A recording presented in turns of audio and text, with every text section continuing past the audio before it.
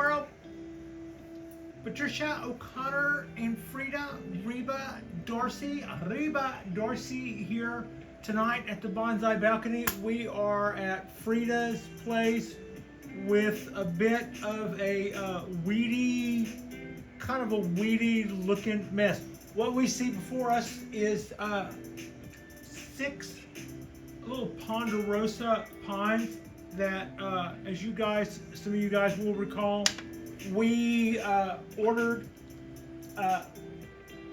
10, so there's 4 out there on the balcony somewhere I didn't bring in, but those were easy enough to get my hands on, and I just brought that tray because within that tray, in those 6 trees, there was a lot of weeds there and a few trees, so that gave us something to do tonight. And I thought that would be a nice time to catch up with our ponderosas, with our bouts of failing trees this year that we had over our heat spell. We lost a few pines, we lost a few of our old timer pines, and we did lose 2 of these Ponderosa pines. So I think 6, 8, 9. There should be one more out there. There should be one more out there on the balcony. Yeah, I think it's nicely potted, and I didn't bring it in. We were looking at it today, earlier today. On today's video, we went out in the sunshine, and it was a nice spring kind of day, but we spent the day talking about winter bonsai and what winter is like here for bonsai and all that good stuff. And let's see, this is Frida's. I got Frida's treats kind of there hanging out. All right, so what I'm gonna do is I'm just gonna go through here and pull weeds. I have weeds both in with our trees and in the container itself. They're real easy to pull up in the container because the container is very, very shallow, and they can't dig in very far, unlike the pot. Also, these guys are dry. They're okay. They're just at a perfect, like right now, kind of state of dry. But had I watered them before I brought them in, these weeds, this clover, when I grab that many clover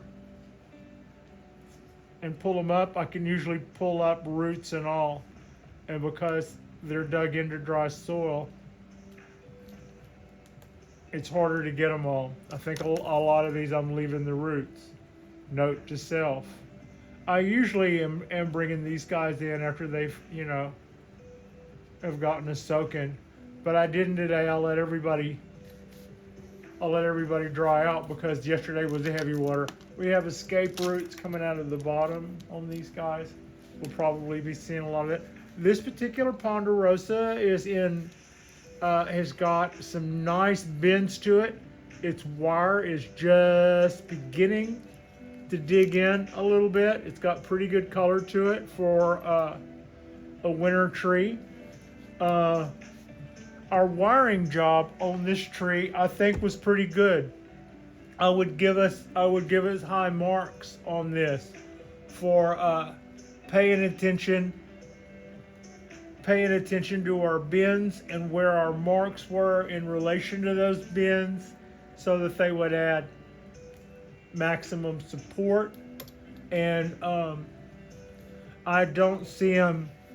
I didn't score up the tree much as far as that goes. They're just now starting to bite. So if we wanted 0 marks, we wouldn't be going a whole lot more. We wouldn't be spending a whole lot more time. But as it stands right now, I still think we're okay. I should probably not have those needles quite so bundled up. I got them bundled up a little like a whisk broom. There. You're free. You're a little freer. I can do a little better than that, I suppose.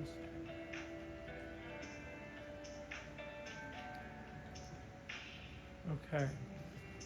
So, yeah, I like the work that we did on this. I also like it's got a lot of roots up here that, and more of those should be exposed as we go.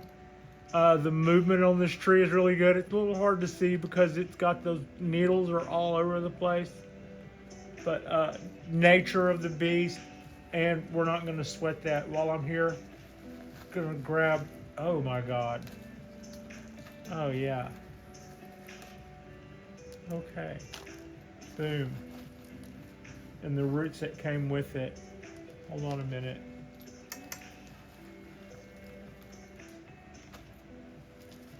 So I want to be careful how I do that. I don't want to throw away all that soil. But I just pulled up a dandelion, and that's the roots of the dandelion, and I didn't want to give up. No, that was clover. I thought it was dandelion the way it was. But anyway, I didn't want to give up that much of this potting soil when I pulled all that up. So we can go back in with that guy. And this one. Same deal as the last one. It's got really good movement. I did a pretty okay job on wiring this one.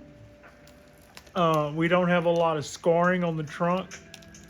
I think going into this, I thought that ponderosas would be as hardy as Japanese black pines. Y'all have seen me do a lot, and I'm not the only one who can just absolutely go nuts on those Japanese black pines. You know, I learned that trick from other people. You know, there was a lot of people before me that were bending Japanese black pine trees into what I lovingly refer to as circus animal shapes or circus balloon shapes. But at the same time, I went into doing that and we had good luck with that. I really enjoyed and learned a lot doing that. I found what is the beginning of some sort of style that I have now. Over time, that will evolve. Hopefully, I won't see so much wrong with it that that I'll look back on this and refer to those as the something something years, you know. Anyway, the Cheerio years. Yeah. Anyway, I've been having a good time bending and folding these little trees, and whenever I bought a dozen little ponderosas, I had already bent and pulled on a few bigger ponderosas, and had mostly thought that it had come out okay. Then I got a few small ones that were older, and did a few bends on those, and I didn't get away with it. And then I started watching other people bend their ponderosas, and the most experienced ones would back off earlier than I would have thought they would have. Maybe they wouldn't have backed off before I would, but I was expecting them to go further than I would have wanted to go because they were the old pros, kind of like what you normally see. And to some extent, those guys were doing a lot less. The ponderosas, you can lose a limb on a ponderosa over nothing in some instances. I mean, not literally nothing, but you know, on a situation that a Japanese black pine would come out okay, you can lose a whole branch over something just because you didn't put a little cut paste over a tiny little separation that you may not even see anything weeping out of it. But when you look back at the dead branch and the only thing you can see is that. So yeah, not as easy, you know, and I didn't necessarily hear that. And I don't think that totally applies to these younger trees. But the older trees that I was playing with, I my big Ponderosa, I believe we did okay on that. I'm pretty sure we did. I'm pretty sure everything I did to that tree so far uh, was positive. Now, between us guys, I haven't seen that tree in a month, but I think it's doing well. We are not too long from going back and picking that guy up come February. But between now and then, I'm going to contact the nursery that is overwintering my big Ponderosa, and I want to have a conversation with them, with that bonsai grower about.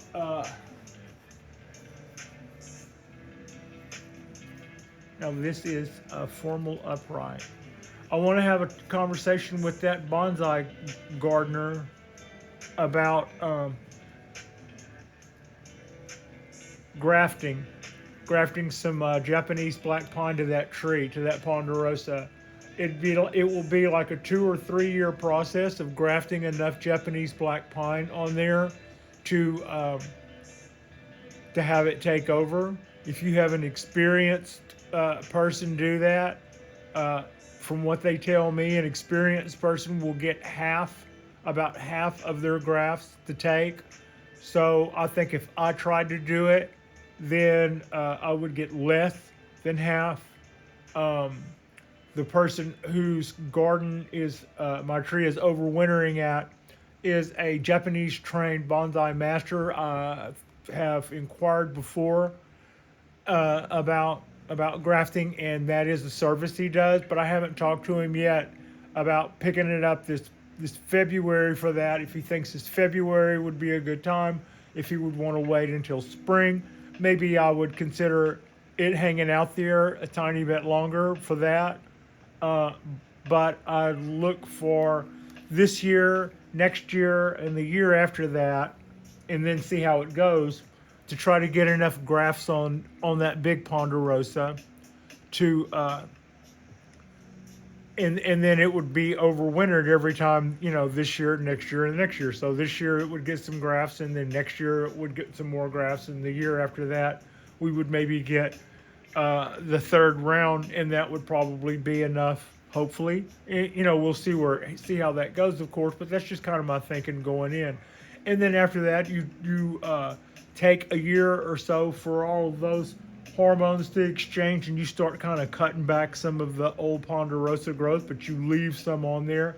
And then when we come around to do our final, we do a repot. And when we do a repot, we can maybe adjust our angle a little bit. And then after we've got that, then after that, we can cut the last of the Ponderosa off. And then from then on, my grown and lived and raised at 5,000 elevation feet Ponderosa pine can then have Japanese black pine foliage, and will be perfectly happy to live here without any detriment. These guys right now are looking really happy. I don't think I don't know whether or not being seedlings is going to buy us extra time in when it comes to their hardiness, but I have been told that these can live here, and I have been told that these cannot live here. And the Bay Area does have an awful lot of microclimates in just a very small amount. It's almost like living close to the mountains. You're maybe 12 miles from a ski resort, but you're in the desert, and the ski resort is 8 miles straight up the mountain that you live next to. That would be an example.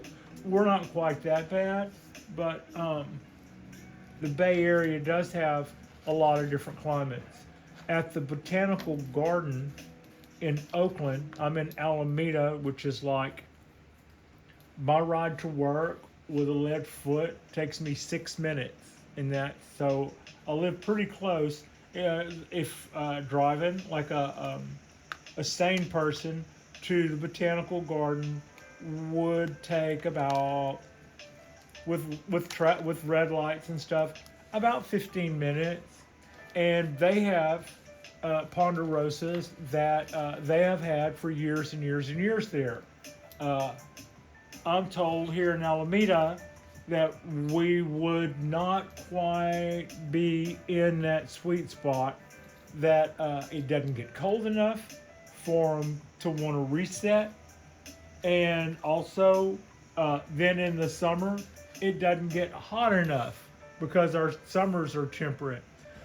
So that's kind of what I've been told, and that another person has told me that the part about it not getting cold enough means that they won't reset. They won't go. They won't go into a proper dormancy. They'll push out a second, or they'll push out another round of needles in winter, which is what some of mine are doing. Which is what one of my older ponderosas is currently doing. And when they should be going dormant and have a pound of snow on them, and they're pushing out another round of needles because they're have a lot of energy, and then they go into the next summer without that having had a little bit of a shutdown in a year or so of that, and they just die. They just run into the ground and die. So some people have told me that the secret to that is 36 hours in the winter of freezing or below, and some people say that that's not quite as cut and dry as that's been made out, but that should be treated more as a rule of thumb. I've also been told that putting them in a cooler can do that. Also, the method I'm using currently is taking my valuable trees and shipping them upstate to a climate where they can absolutely thrive, and then I pick them up back in. Our original arrangement was to swing back around and pick the tree back up in February. Now, what I said about wanting to put to put some new growth on that may change that pickup time, but I'm going to reach out. I'm going to reach out to our grower here in a minute and see. So that's just what's going on with our big ponderosa, and this is kind of what's going on with these little guys. This was originally a round of 10 trees. I broke one pretty heavy doing some wiring shenanigans that wasn't good wiring, and that tree perished. So Pat took on 10 absolutely healthy, beautiful ponderosas. I wired and shaped 9 of them, 10 of them actually, and one of them I did a poor job on, and we lost it. So then that left us with 9 ponderosas, and we lost 2 to heat. And they, one of them, no, actually, they were both pretty trees. They were both pretty trees. One of them, I really loved the shape of the tree, but I wasn't as crazy about my wiring. But it kind of led to a lesson in itself. When the tree is doing what you want it to do, but the wire isn't, leave the wire alone. Don't try to mess with the tree trying to get the wire right. Wire's temporary.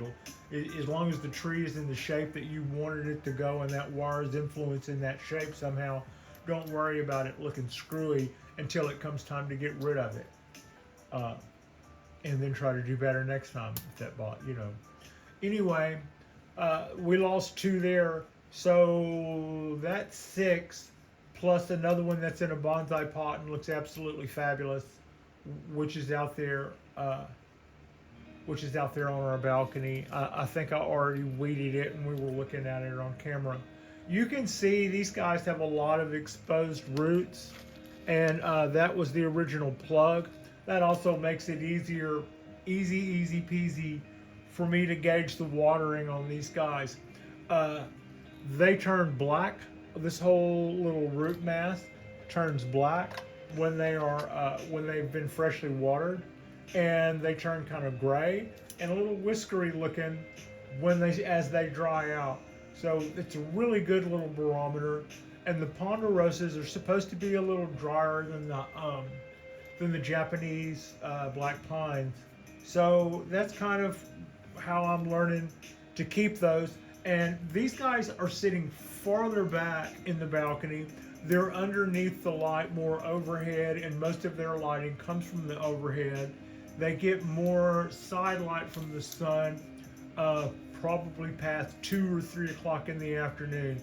But mainly what they get is when the lights come on in the morning, boom, that's got them. And then they get ambient, so that the ambient light still tells them, when the sun comes up and when the sun goes down. So that's kind of with all trees. They still know when the sun goes up and when the sun goes down, even if they're in the shadow of other trees or under the awning of your house. So that's kind of how I've been able to keep those guys a little drier in the wetter part. As you can see, I haven't been having the problem with the substrate down here staying wetter, even with all the rain, because they're back far enough. And so far, our rain has been constant, but it hasn't been a lot of wind associated with it. The rain we had last year, there wasn't a dry place. Right now, the rail and about where my cypress trees are, all of that stuff is still getting watered really good, kind of like I like it too. I've moved everything that I don't feel like watering. It's kind of, it's like everything that can be watered every day is just hanging out right there ready to be watered every day.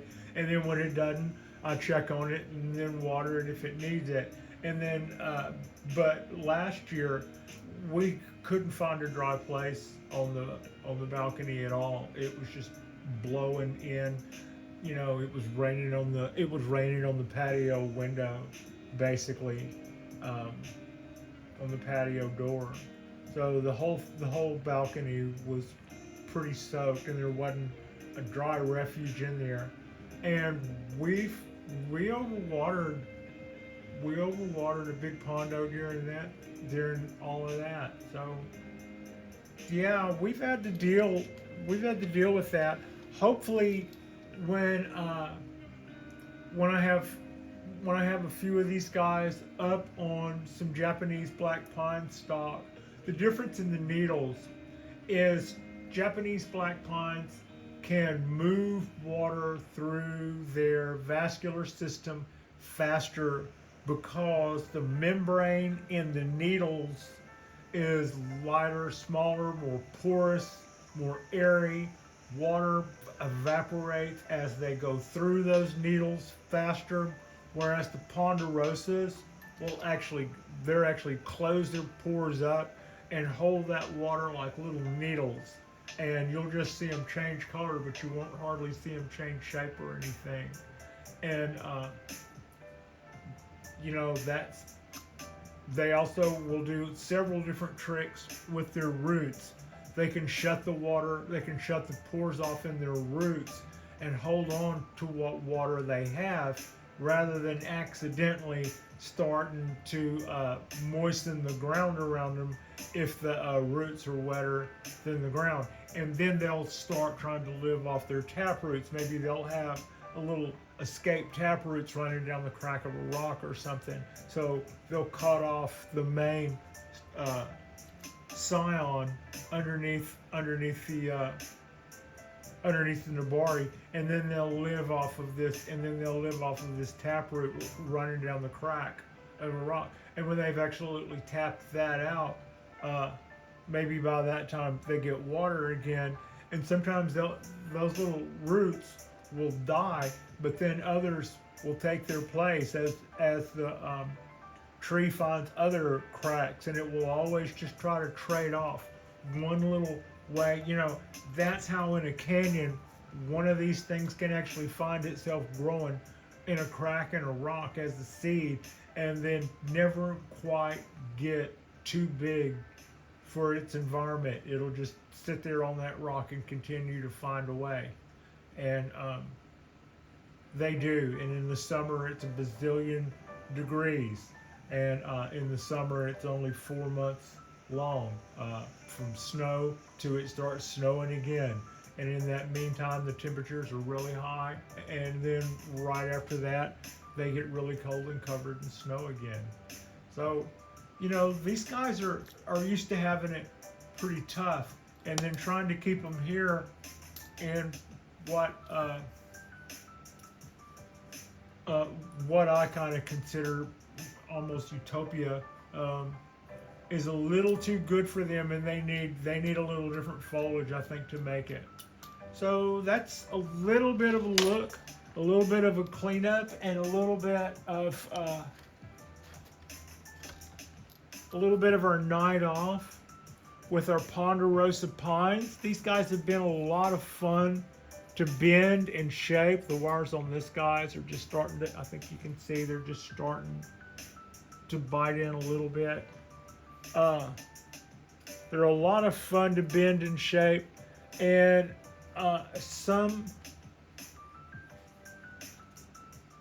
they look really good. What I really like about these is the whole time that I was doing these canyon-shaped trees, I was also looking at the real Yamadori trees that were coming out of the Dakotas, or that were coming out of Colorado, and you'd see these big burly types bring down a huge twisted up juniper, or some huge twisted up, pine, maybe a limber pine, maybe a ponderosa or something, jack pine, and the thing would just be all spiraled and twisted like a python that's been captured, just trying to and so massive. And you would hear these guys talking about, you can't do that, only nature can do that. And okay, game on. That's kind of where the Cheerios came from. And I've been doing that with Japanese black pines, because I've also seen other people do that with Japanese black pines. Kim at Kimmy Bonsai in Japan, and some of the guys at Bonsai Q have done some fabulous work with the little Japanese black pines. But the whole time we've been making canyon trees, in the back of my mind I was thinking some ponderosas. Some ponderosas would sure be some worthy, even with those obnoxiously long, yeah, they are. Those are obnoxiously long needles.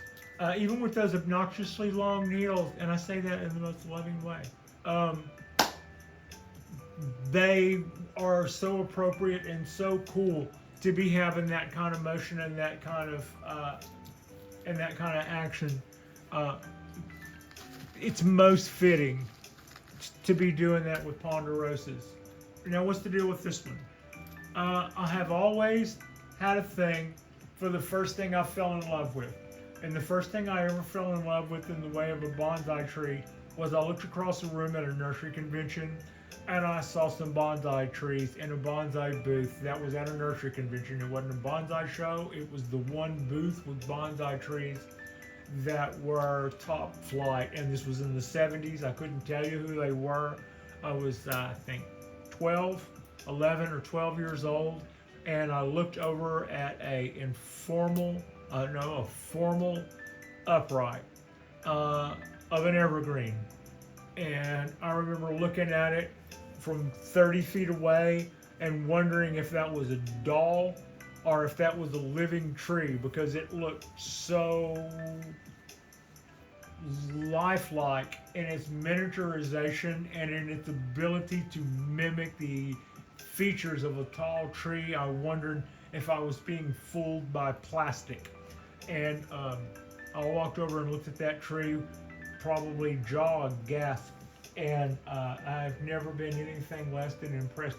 So here is, I have a couple of formal uprights. In fact, I've been known to put a piece of wire on a tree and make it straighter which I've done to my cypress trees, and I did to this.